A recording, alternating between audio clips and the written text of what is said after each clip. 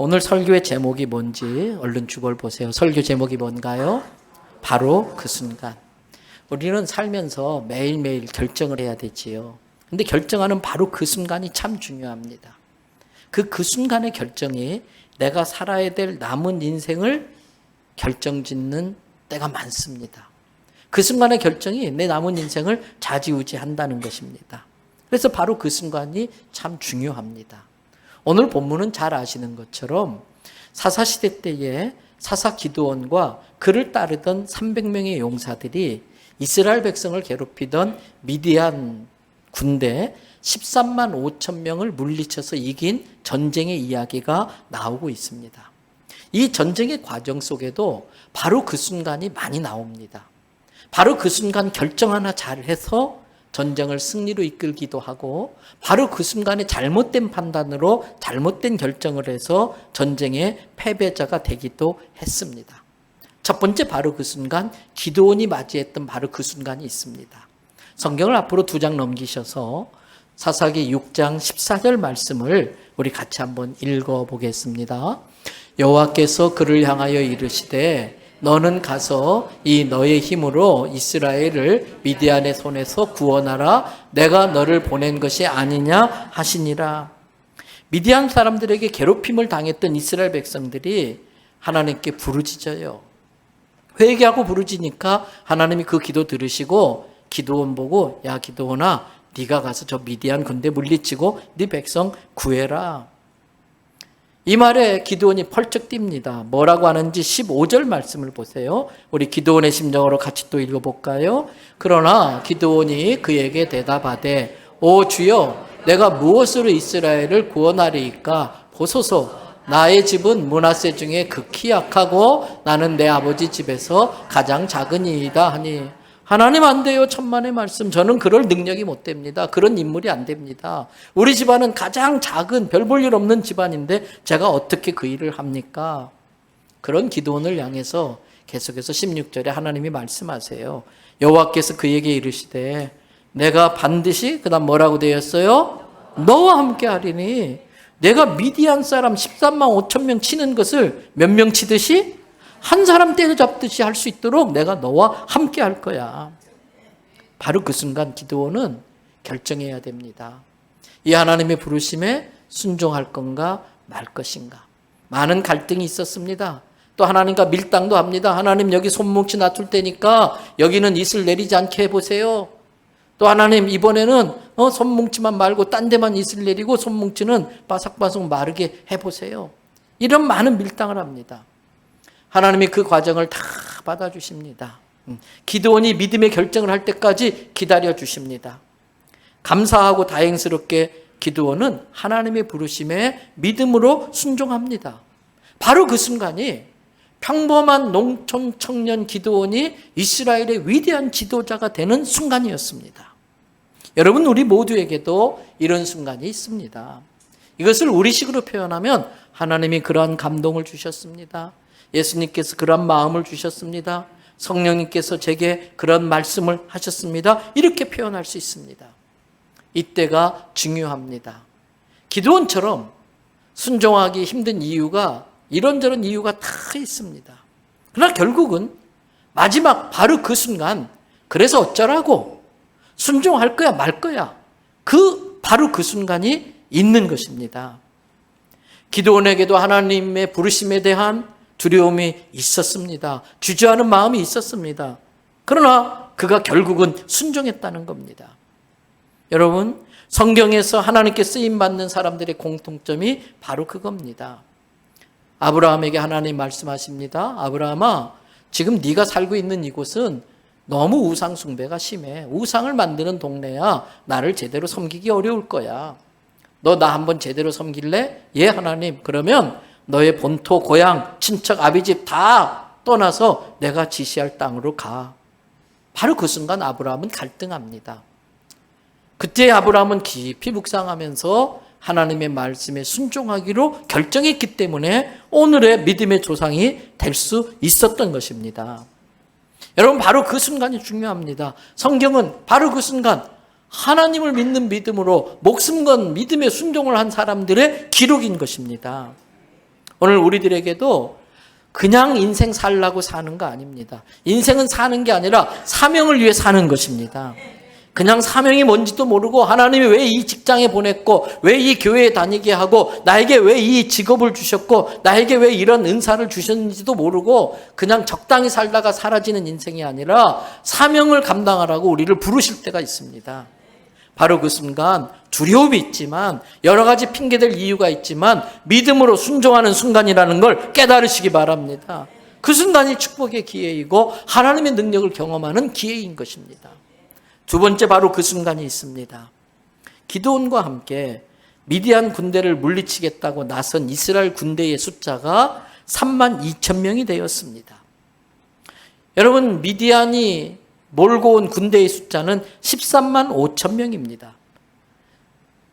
다 끌고 모아서 겨우 3만 2천 명 모았는데 여기는 13만 5천 명이에요.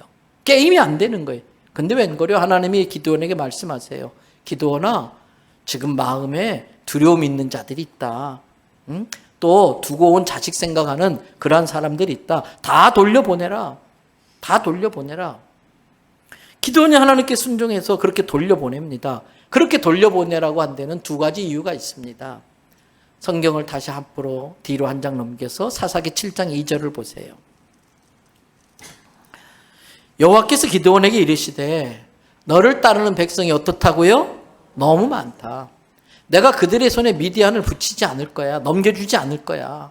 왜 넘겨주지 않는지 아니? 이는 이스라엘이 나를 거슬러 스스로 자랑하기를 야, 우리가 이렇게 많은 사람이 모여서 저 미디안을 물리쳤다라고 자기들이 자기를 구원했다고 교만해질까 봐 그 숫자 많다고 돌려보내라는 거예요.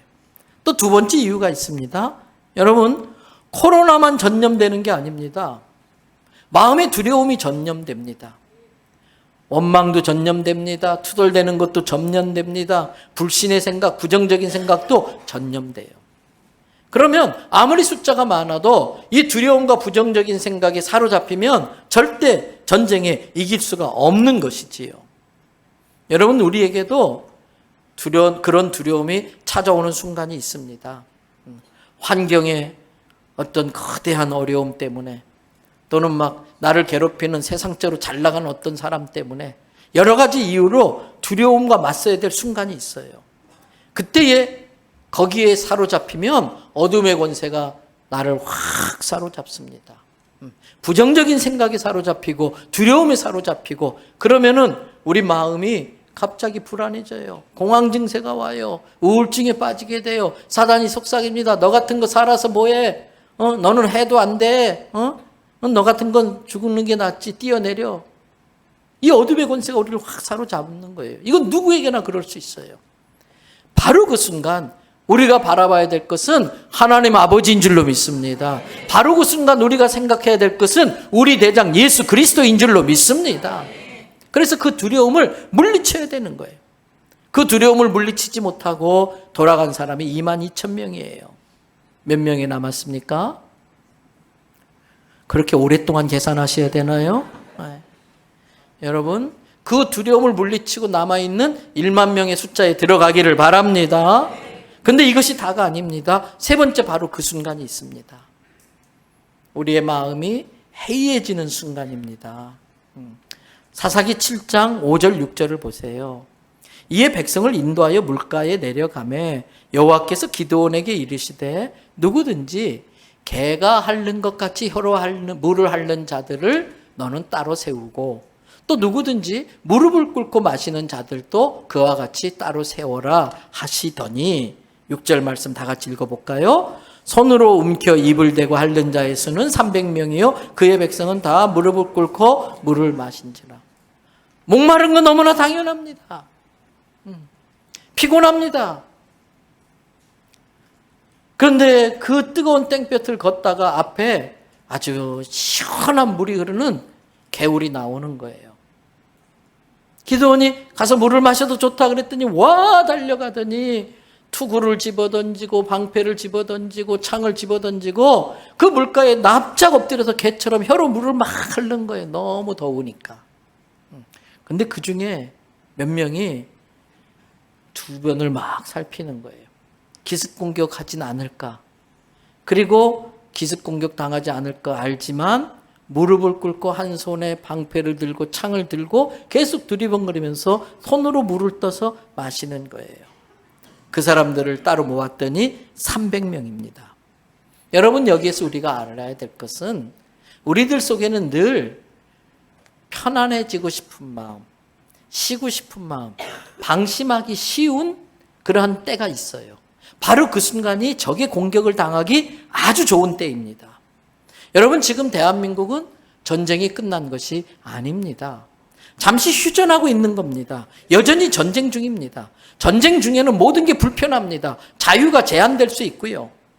전쟁 중에 모든 게 다 마음대로 할 수 없는 것입니다. 성도 여러분, 늘 우리는 마귀와의 전쟁 중에 있다는 걸 기억하시기 바랍니다. 기도를 쉬는 순간 마귀의 공격의 대상이 돼요. 구원의 투구를 잠시 벗고 무장해제하는 순간 마귀의 밥이 될 수 있는 거예요. 한순간입니다. 그 한순간이 전쟁을 패하게 만드는 겁니다. 내 마음이 흐트러져서 사명이 뭔지도 모르고 왜 나를 이곳에서 하나님이 이 일을 하게 하시는지도 모르고 그러면 마귀의 거짓말에 썩고 마귀의 공격에 놀아나서 마귀의 종로를 타는 겁니다. 사랑하는 성도 여러분, 늘 기도에 깨어 있으시기 바랍니다. 사명에 깨어 있으시길 바랍니다. 네 번째, 바로 그 순간이 있습니다. 여러분, 사단이 이간질하는 순간이 꼭 옵니다. 꼭 옵니다. 사사시대 때 이스라엘 백성들은 굉장히 우상을 숭배하면서 하나님께 버림받아서 아주 미미한 존재가 되고 말았습니다. 그들을 공격하는 미디안 군대는 잔인하고 강력했습니다. 그래서 그들의 괴로움이 너무나 힘들었습니다. 근데 그 괴로움 때문에 이스라엘 백성이 하나님께 매달려 부르짖어 기도하게 되었어요. 괴로우니까 하나님을 찾는 거예요. 그리고 하나님이 기도원 부르셨고 그와 한마음 한뜻으로 일할 수 있는 300용사를 붙여주셨습니다. 그리고 13만 5천 명과 싸우라는 거예요. 그런데 여러분, 300명 가지고 13만 5천 명 이길 수 있어요, 없어요? 상식적으로 생각하면 이길 수가 없어요. 다 이길 수가 없어요. 일반 전략 전술 가지고는 절대 이길 수가 없어요. 그래서 필요한 게 하나님의 지혜인 것입니다. 그래서 필요한 게 하나님의 방법인 것입니다. 하나님께서 뭐라고 하시느냐? 기도원아, 나팔 준비해라. 그리고 큰 항아리 준비하고 횃불 준비하고 들키지 않게 횃불은 항아리 속에 감추고 그리고 한밤중에 미디안을 기습 공격해라. 그리고 하나님께서 미리 보초 쓰고 있는 미디안 보초병들이 깜빡 졸게 하면서 꿈을 꾸게 했는데 그 미디안 군대를 싹 쓸어버리는 꿈을 꾼 거예요. 그러면서 막 두려움이 확 생기니까 가서 막 여기저기 소문을 냈어요. 야, 내가 꿈을 꿨는데, 막 우리가 저 이스라엘 백성에게 지는 그러한 꿈이라는 거예요. 여러분, 그 소문이 쫙 퍼져가자 이 미디안 사람들 마음에 막 두려움이 생긴 거예요. 그래서 불안불안한데 한밤중에 갑자기 막 나팔 소리가 울려 퍼지고 나팔 300개를 불어대고 300개 항아리를 막 와장창 깨뜨리고 갑자기 환해지는데 피아가 구분이 안 돼. 누가 적이고 아군인지 몰라. 자기들끼리 막 설로 찌르고 막 그러다가 그렇게 망해버린 거예요. 여러분, 이제 전쟁의 승리를 바로 눈앞에 두고 있습니다. 근데 바로 그 순간이 중요해요. 그 이후에 어떤 일이 일어났는지 바로 오늘 본문 사사기 8장 2절 3절을 보세요. 거기 2절에 보니까 에브라임 사람들이 나타난 거예요. 여러분, 이 에브라임 사람들은 기드온의 부족에 비해서 훨씬 더 숫자도 많고 아주 힘도 강한 부족이에요. 근데 13만 5천 명이 온다는 소리에 깨갱하고 다 숨어 있었던 거예요. 그런데 기드온이 전쟁을 하는데 이길 것 같거든요. 그러니까 뒤늦게 전쟁에 참가해요. 숟가락 하나 없는 거예요. 그리고 이제 전쟁이 아직 끝나지도 않았는데 승리가 거의 눈앞에 보이니까 우리도 한계 있으니까 우리 목 내놓으라는 거예요. 여러분, 기드온이 그걸 용납하기가 쉽지 않지요. 모두가 두려워 숨을 때에 목숨 걸고 기드온과 300명이 나가서 싸웠는데 이 에브라임 사람들이 뒤늦게 숟가락 얹어놓고 자기들이 세운 공로에 비해서 훨씬 더 많은 걸 지분을 요구하는 것입니다. 여러분, 이때 바로 그 순간이 중요합니다. 기드온이 너네들 지금 무슨 권리로 이러는 거야? 니네들이 한 게 뭐가 있어? 우리가 목숨 걸고 일어났는데 이게 사단이 원하는 거예요. 그때 기드온이 어떻게 하는지 보세요. 오늘 8장 2절 3절 보세요. 2절에 기드온이 그들에게 이르되 내가 지금까지 했던 일은 너희들이 한 것에 비교도 안 된다. 너희들이 한 것에 비하면 내가 한 건 아무것도 아니야. 에브라임의 끝물 포도가, 여러분 끝물 포도는 맛이 어때요? 맛있다고요? 찝찝해요. 시고요. 떫고요. 에브라임의 끝물 포도가 므낫지파의 기드온의 가문인 아비에셀의 만물 포도가 훨씬 낫지 않느냐. 쉽게 말하면 에브라임의 꼴찌가 아비에셀의 1등보다 훨씬 낫다고, 니네가 정말 잘났다고 한껏 부추겨 주는 거예요. 그러면서 3절을 보세요. 하나님이 미디안 장수 오렙과 스웹을 너희 에브라임 손에 붙여가지고 그 장수들을 잡았는데 내가 지금까지 한 일이 그거에 어떻게 비교하겠느냐. 니네들이 정말 큰 공을 세웠다. 다 띄워주는 거예요. 기드온이 이렇게 말을 하니까 그때에 어떻게 됐어요? 그들의 노여움이 풀리더라. 사단이 원하는 대로 되지 않는 거예요. 겸손하게 자기를 낮춰요. 여러분 그렇다고 해서 에브라임을 대단하게 봅니까? 기드온을 대단하게 봅니까? 아무도 에브라임 보고 대단하다고 하지 않아요. 오늘 이 기드온의 겸손한 말이 에브라임 사람의 분노를 가라앉혔어요. 사단의 전략은 이처럼 공동체를 분열시키는 거예요. 내분을 일으키는 거예요. 적과 싸우기보다 스스로 싸워서 힘을 빠지게 만드는 것이지요. 바로 그 순간 우리는 우리의 주적이 누군지를 기억해야 됩니다. 육신을 입고 사는 동안에 우리의 주적은 원수막이라는 걸 깨달으시기 바랍니다. 여러분 교회 성도들은 한 가족이에요. 뒤통수 치는 일이 있으면 안 돼요. 예수님을 중심으로 온 성도가 하나 되어서 마귀들과 싸워야 될 하나님의 군대인 것이지요. 이 내부의 분열의 문제를 해결하고 이제 기드온이 미디안에 남은 15,000명을 계속해서 추격해 갑니다.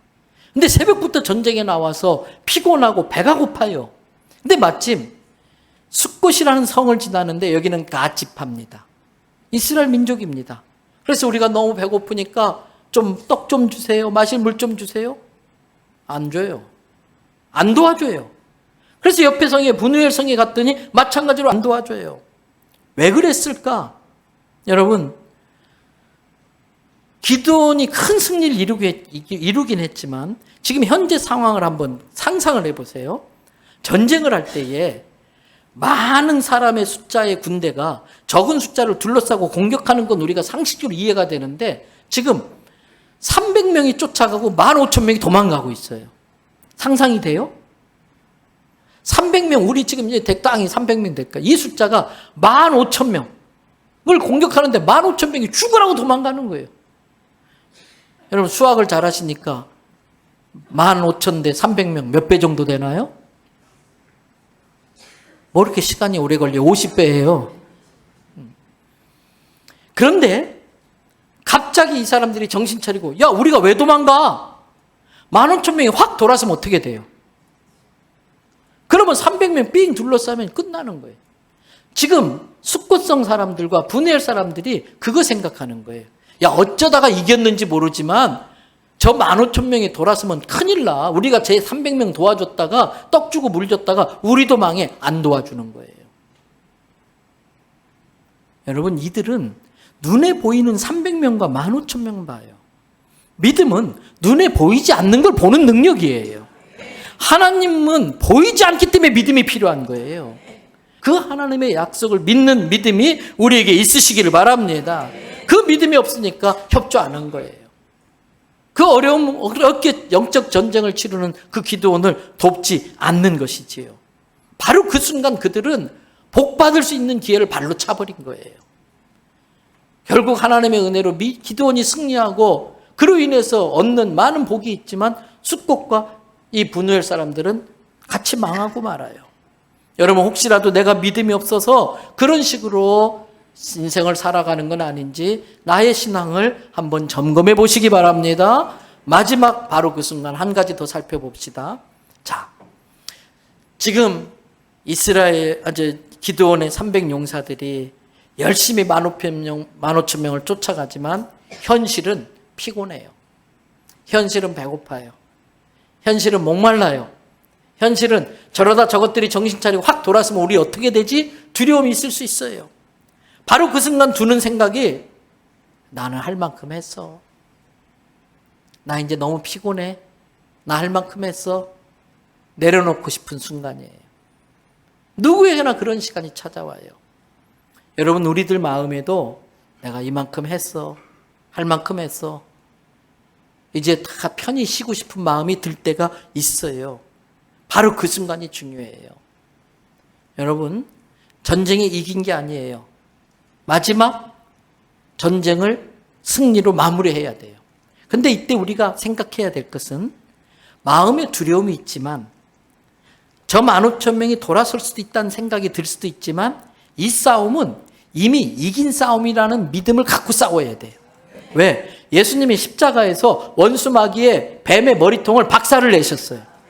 머리통은 박살났음에도 아직도 그 꼬리는 꿈틀꿈틀대면서 우리의 발목을 휘감고 귀찮게 할 수 있어요. 그게 패잔병이에요. 그 15,000명의 패잔병을 완전히 물리칠 때까지 우리는 깨어 있어야 돼요. 이 영적 전쟁을 승리로 마무리해야 되는 것이지요. 그게 우리의 사명이라는 걸 깨달으시기를 바랍니다. 여러분, 이번에 인도 신학교를 방문했는데 그때 설교했던 목사님이 그 인도 신학생 학생들한테 그런 이야기 하더라고요. 대한민국 우리나라에 기독교가 처음 들어올 때에 유교가 성했고 불교와 우상숭배 여러 미신 종교, 잡신 종교들이 많이 있고 그래서 참 가난한 나라였다.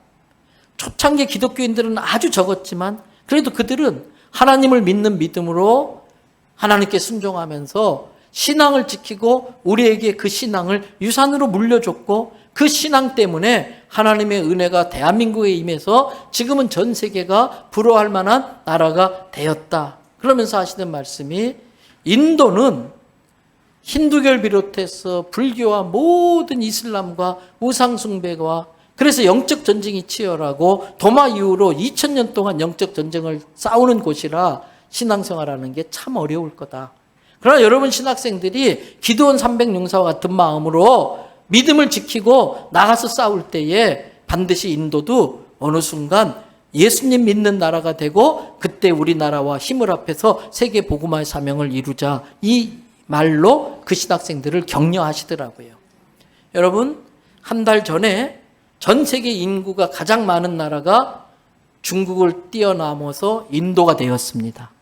인도 사람들은 구구단을 20단까지 외웁니다.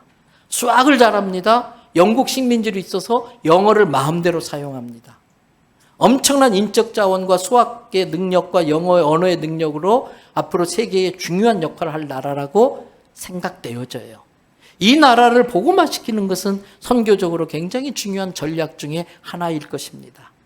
저는 우리 교회 성도들이 우리 할 만큼 했다 이런 생각하지 마시고 마귀의 장난에 자중질환에 빠지는 일이 없게 하시고 주님이 우리를 쓰려고 부르실 때마다 아멘 순종하면서 이 복음을 전하는 사명을 끝까지 감당해내는 다윗의 손에 들린 물맷돌 같은 교회, 기드온의 300용사와도 같은 그런 교회가 되어지기를, 그런 성도가 되어지기를 주님의 이름으로 축복합니다.